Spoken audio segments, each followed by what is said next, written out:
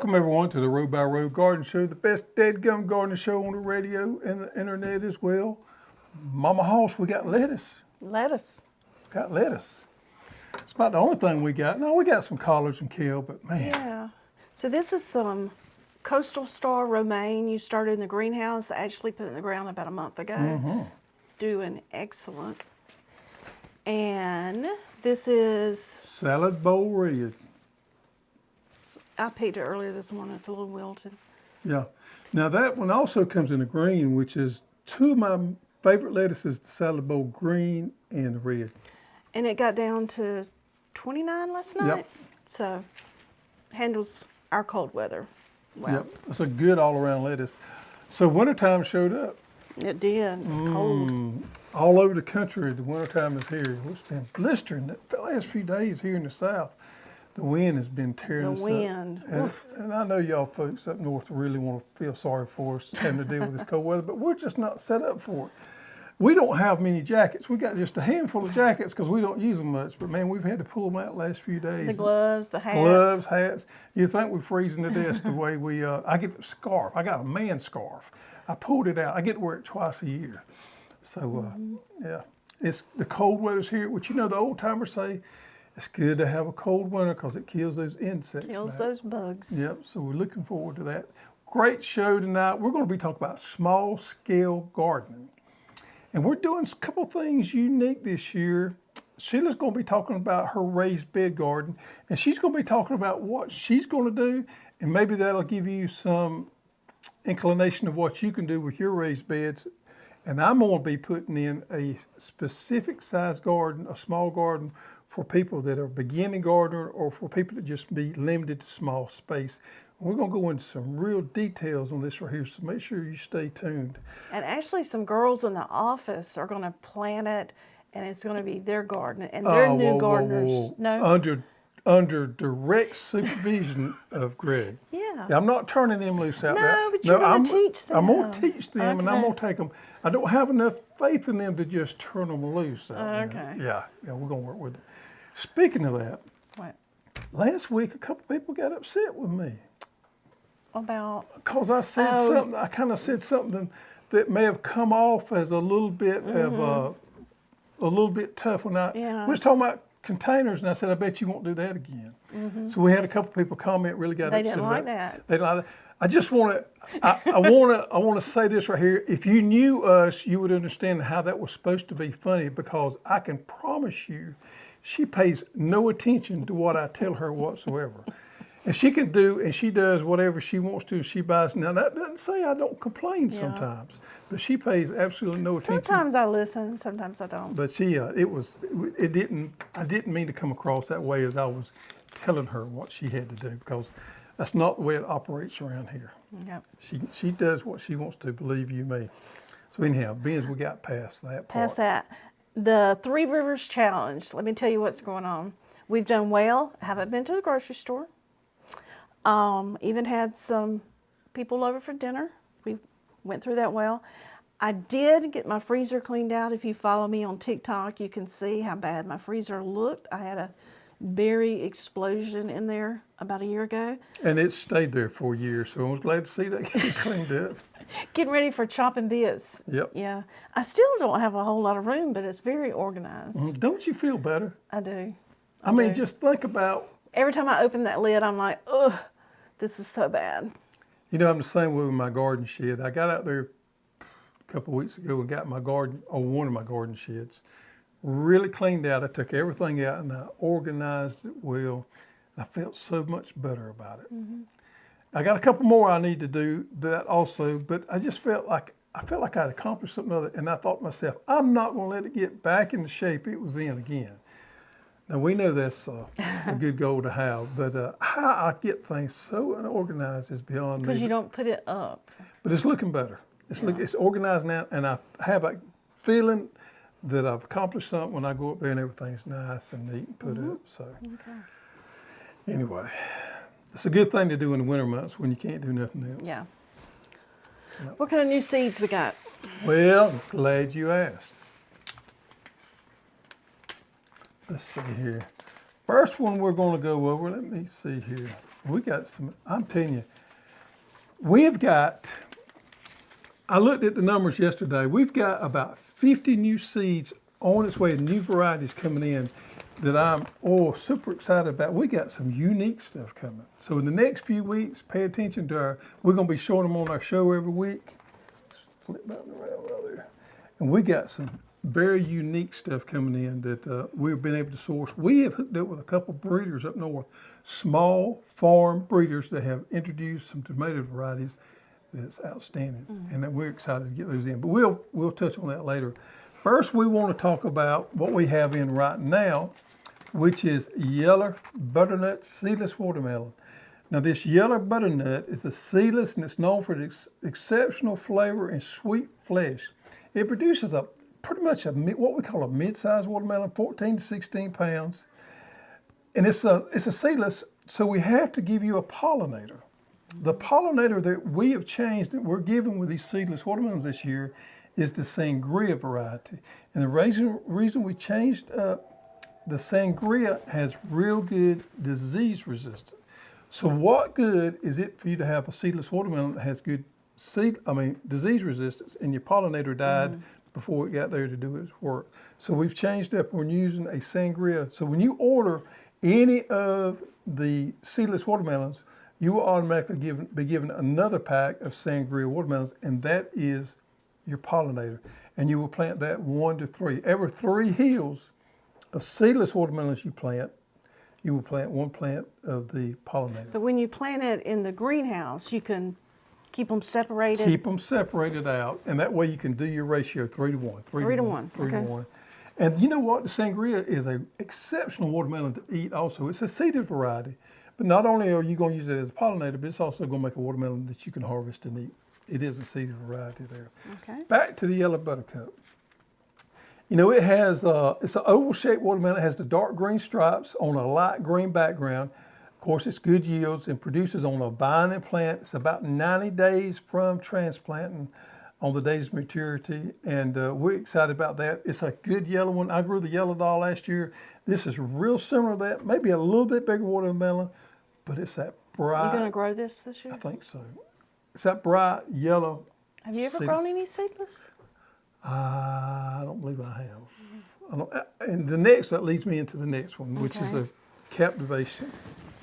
Captivation is also a seedless watermelon. You get 30 of these seeds in a seed pack there, and there again, you get the sangria pollinator as a bundle, comes with it. Captivation is a sweet, medium-sized red fruit that has exceptional crunch without being too fibrous. This variety produces also a medium-sized watermelon, large oval-shaped fruit that has excellent disease resistance, which is important with watermelons. And when it's paired with that sangria watermelon, you get the best of both worlds there. A 14 to 17 pound watermelon. It's ideal for growing here in the South. I wouldn't grow it up north. We got another one coming in from up north, but any of you guys in the middle of the United States down, I think this is a great one right here. Sangria, and it's that nice red one. Now there, I'm torn. Which do I want to grow, the Captivation or the Can you yellow not grow them buttercup? at the same time? No, I'm not going to grow but one variety. So I'm torn on that. Torn. Yep.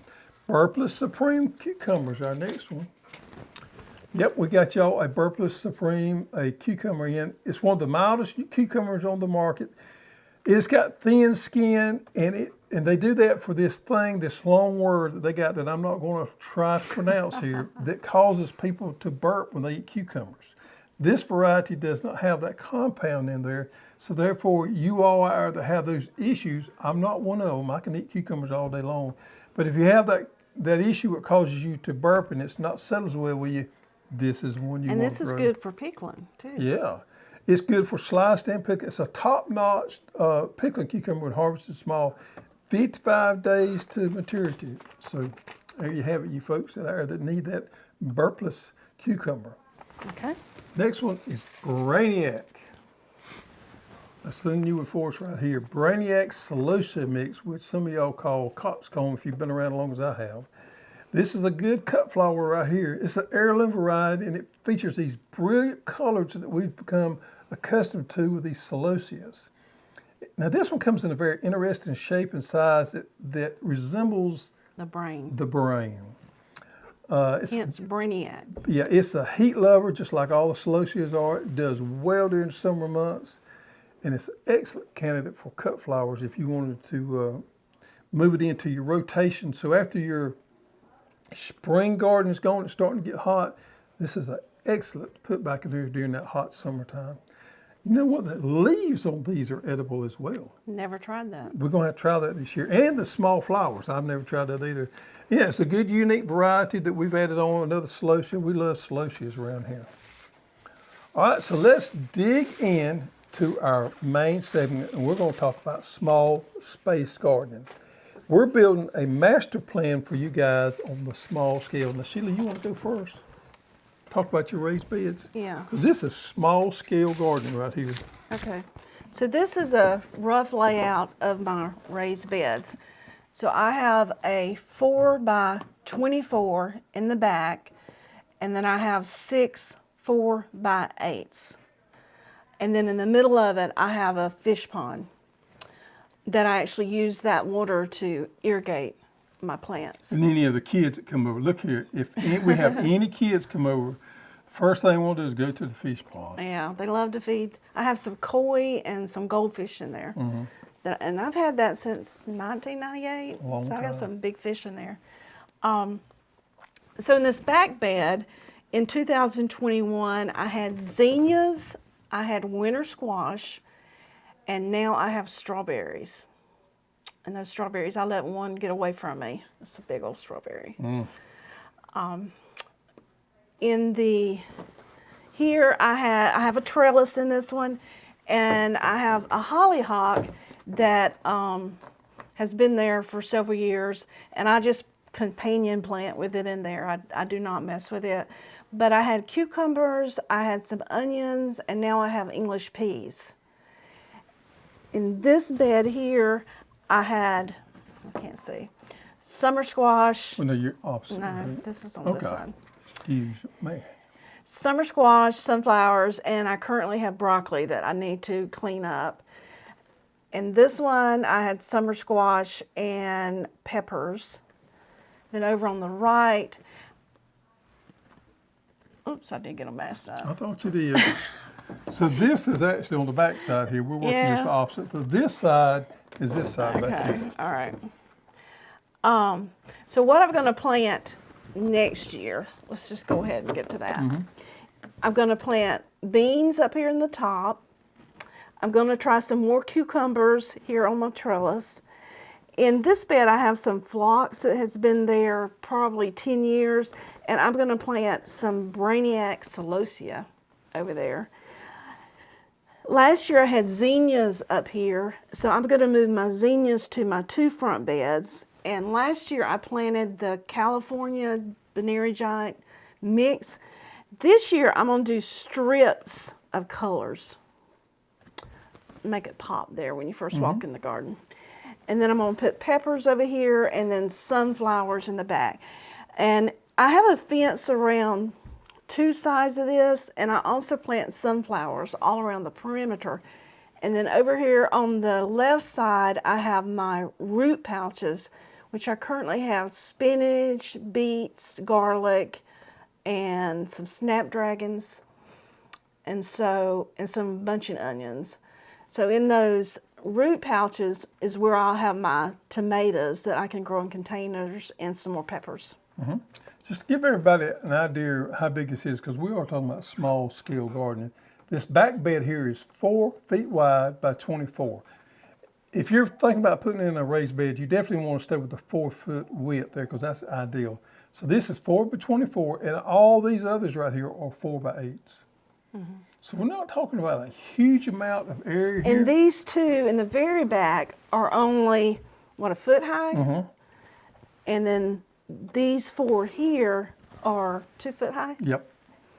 So we got like different stages, steps up. Not a lot of area, but the fact that she can plant consecutively all during the year there, she can grow a lot of stuff here. And this is right outside of our kitchen. So we tend to love to have lettuces out here and our peppers, because we can run out and get a couple of banana peppers, habanero peppers, or whatever when we're cooking. It's just right outside the door there. So over the years, we have found out onions, peppers, Garlic. garlic, and lettuces work really good as being right next to the kitchen. We seem to use it a lot more. Okay. You want to talk about what they need to think about? Yeah, so some things you need to think about. If you're putting the next garden we're talking, well, also with a raised bed garden, but the next garden that we're going to be talking about, or putting in a garden in general, you want to talk about good soil. If you've got a place on your property that's got different types of soil, you want to go with the one that's got the best soil, of course. That would probably trump a lot of things as far as where I was going to put my garden at. I would look at my soil profile, and where I had the best is where I would try to put it. Plenty of sunshine. I've seen people over and over again try to put a garden underneath a big oak tree. Doesn't work. Don't do that. Water source. Make sure you got a water source, a spigot close by, so that you don't have to pull that garden hose and get all tangled up, because you're going to be apt to garden a lot. To water a lot better when you have that water close by. Pollination. If you don't have a lot of natural pollinators, or even if you do, make sure you incorporate some pollinator attractors into your garden. And possibly a fence. If not a fence, some type of border that sets your boundaries for that particular garden. Now, I have an issue with rabbits eating some cold crops in my cabbages certain times of year, so I had to put a little fence around one of my gardens. But my other gardens, I don't have fence around. But I always like to use something for my borders, to set up my boundaries. And you can use flowers. You can use flowers, but just make sure you use something there. And I think you'll find in the end you'll like that a lot better, because if you don't, it kind of gets away from you. One thing on your varieties, when you go to choose your varieties on these small scale gardens, if you can, choose more compact varieties than you would normally do. You want to pay attention to that. And also you want to grow vertically as much as you can. And we have some things that you can do that with. You can do that with cucumbers. If you decide to grow gourds, you can also do it with gourds as well. Companion planting. You want to make sure you do some companion planting. You've done some of that before. I've got some onions in with my English peas. A lot of times I'll plant marigolds in with some of in the root pouches, in with my tomatoes. I have to say, you do a lot more companion planting than I do. And I guess it lends itself to your raised beds. Yeah. Succession planting, and you're really good at that too. Yeah. I usually trying to think where the okra was. I had garlic, I had onions, I had sunflowers, I had okra, and now I have lettuce. Yeah. Keep something going there. Those raised beds are easy to clean out. You just keep everything popping in there.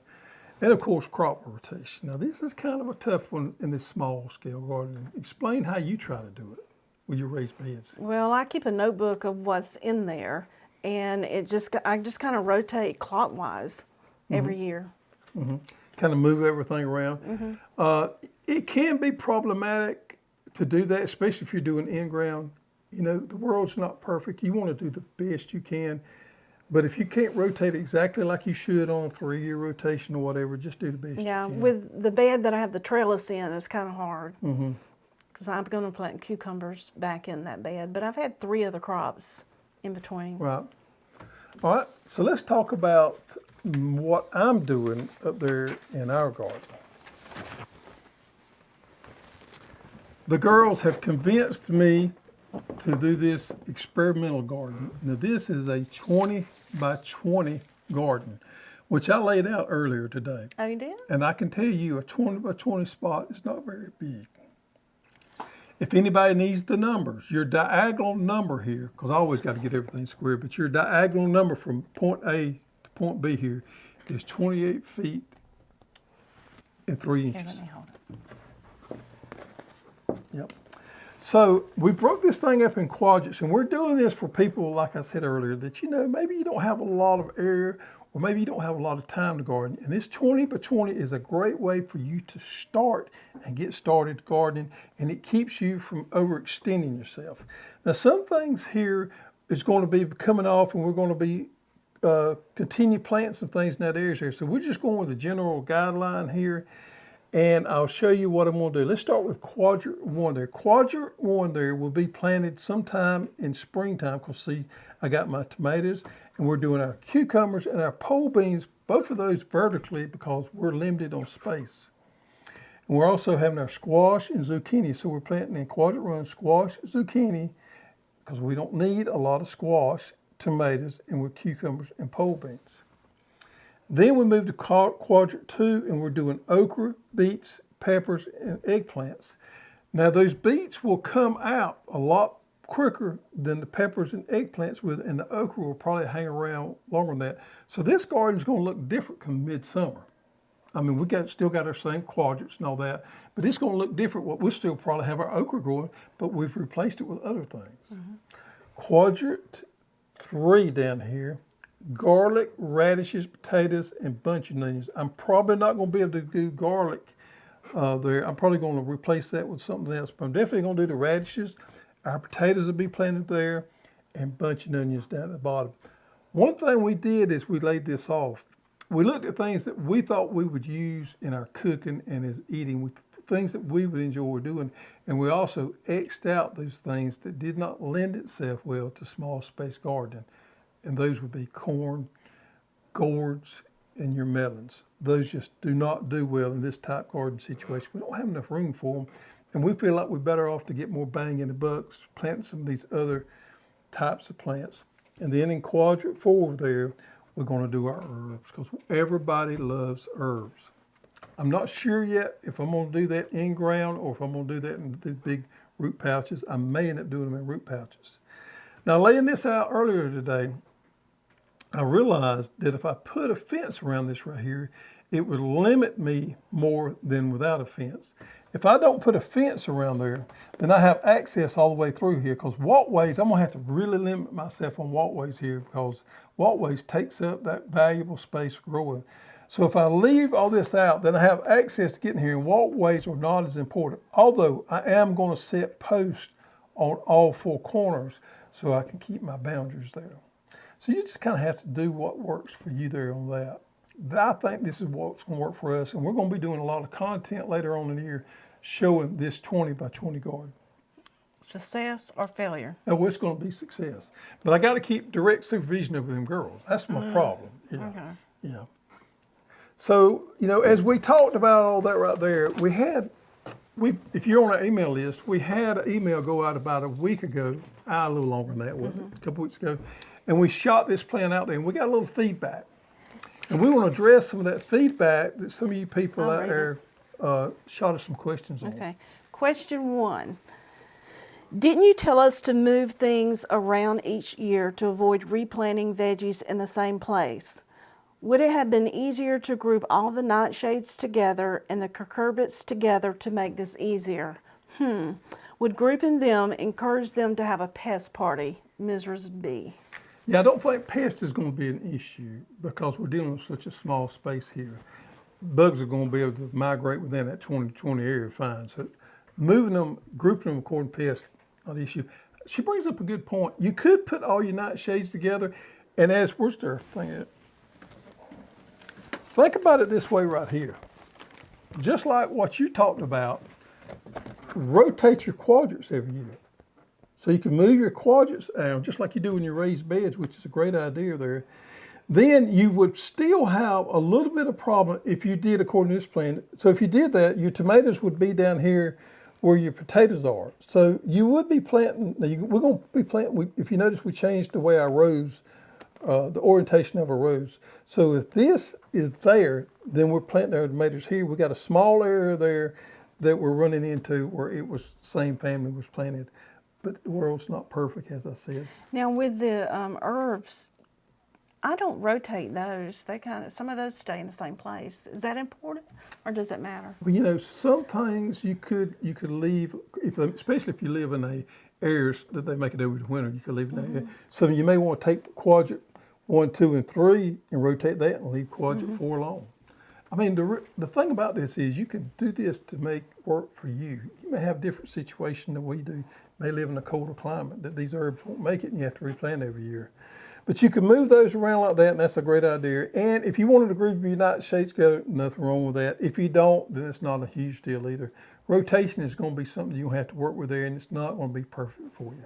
Miss B also asked, if some plants seem to demand in-ground planting and other plants are okay with pots and raised beds, wouldn't it be more practical to grow all in-ground loving plants in this 20 by 20 bed and save the herbs, radishes for pots that could sit on the deck? Absolutely, you could do that. Now, some people's got decks and some people don't. We don't have decks, so we don't have an area to put these raised beds on the deck. But you could, if you got room, you could definitely move them out here. But what I'm working with here, I'm trying to work in this mindset that I only got a 20 by 20 area to work with. I'm in this suburban area here, and I got a small yard, small space. I'm trying to make it work. That's the reason I incorporate in here. There again, change this around to make it work for you. If you got a little extra room and you want to put you some root pouches outside of this with some of that, heck yeah, no problem whatsoever. But breaking it up into 4 quadrants and rotation like that right there, it's a great idea. And the last question was, is it important to plant north, south, east, or west? I'm 57 years old, and I've been reading gardening books since I was in my late teens. And I've always heard and seen the planting in the different north, west, south, whatever. It didn't make any difference to us. I've never seen where it had any effect whatsoever. You plant in an area that's got full sun. For the life of me, I don't understand the north-south thing. It doesn't make any difference to us. Now, if you live up north, it may make some difference to you. If you do, comment below and let us know. Here in the south, I've never known the orientation of your garden being planted in north, west, whatever, make a difference. Anybody want to prove me wrong? Give me a shout out there. All right. Potatoes. So we're having a little bit of issue getting potatoes in here, and I don't want you, I mentioned this the other night on our live. We did a live last Sunday night. We're going to be doing more of those. We're having some problems getting the potatoes in here. We still anticipate having them in by the 1st of the month and getting them out to all you guys in town. They've been under some pretty tough snowstorms up north. And another one's coming. Another one's coming. We're having trouble getting the potatoes come out of Minnesota, so we're having trouble getting the potatoes out of Minnesota shipped down here. There is a trucking shortage as well. We're having issues. And I'll tell you all this again, just like I said last night. Don't worry about your potatoes. I'm doing enough worrying about the potatoes for me and you both. So let me take care of that. And as soon as we get them in, we'll get them shipped to you. I can promise you, we're doing the best we can there with that. We will get them out as soon as we get them. Corny joke. Yep. What do you call a baby potato? A baby potato. A mini potato, baby potato. I don't know. Tater tot. That was sent in by Lewis Peters. Yeah, we'll get you some in the mail, Lewis. Yeah, Thank you for tater that. tot. Yeah. That's one of the best ones we've had there. Go check out our Hoss University on our website. We adding to it constantly there. We've got a lot of good growing guides there. We're going to be backing up with some blogs from time to time. So if you don't see your answer on the growing guide, we're going to be shooting out some blogs, maybe answer some of those particular questions that you may have. I think this may be a blog too. Oh, really? That'll be good. Yep. All right, folks. Glad you joined us. Stay warm. Stay inside. It's a perfect time to stay in there and plan your garden out for this particular year. Figure out what you want to plant where, what varieties you want to plant. So thank you for joining us. Now it's time for you to get out there and get dirty.